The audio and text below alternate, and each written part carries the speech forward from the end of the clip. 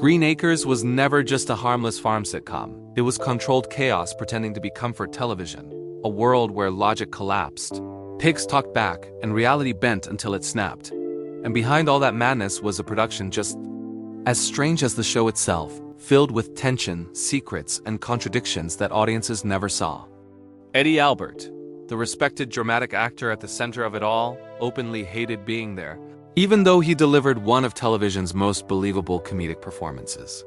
He had taken the role out of financial necessity, expecting it to last one season, only to find himself trapped for 6 years in a show he felt embarrassed by, while viewers loved him more than ever. His irritation was real, and that authenticity is exactly what made Oliver Douglas so funny. Ava Gabor, on the other hand, stepped into Hooterville without ever having seen a real farm in her life.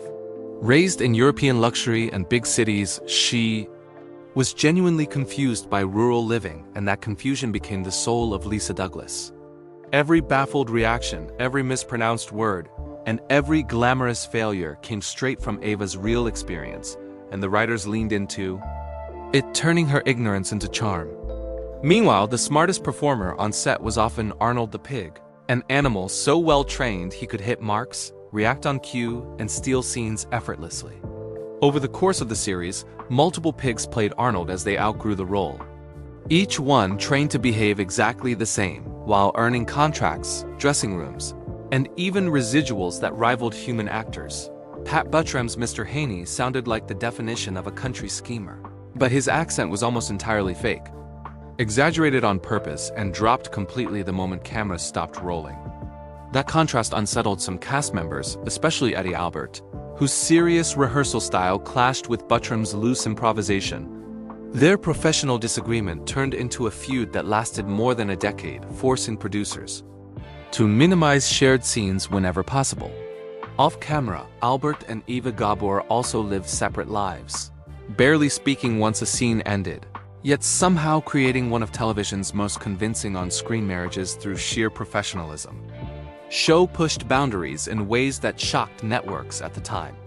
Characters spoke directly to the audience, questioned the script, argued with the narrator, and acknowledged the theme music playing around them decades before meta-comedy became fashionable.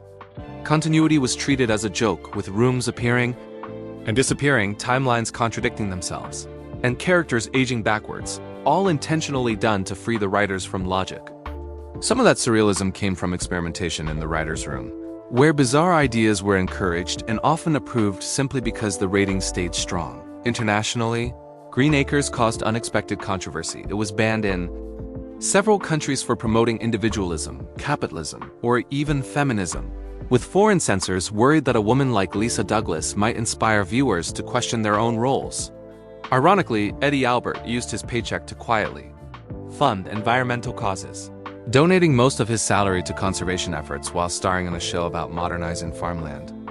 The series ended abruptly during the infamous rural purge, canceled without warning despite strong ratings, leaving no finale and no closure, which somehow felt perfectly fitting. Green Acres wasn't nonsense by accident, it was deliberate escape, a response to a world growing darker, louder, and more frightening, offering viewers a place where chaos was harmless and absurdity felt safe.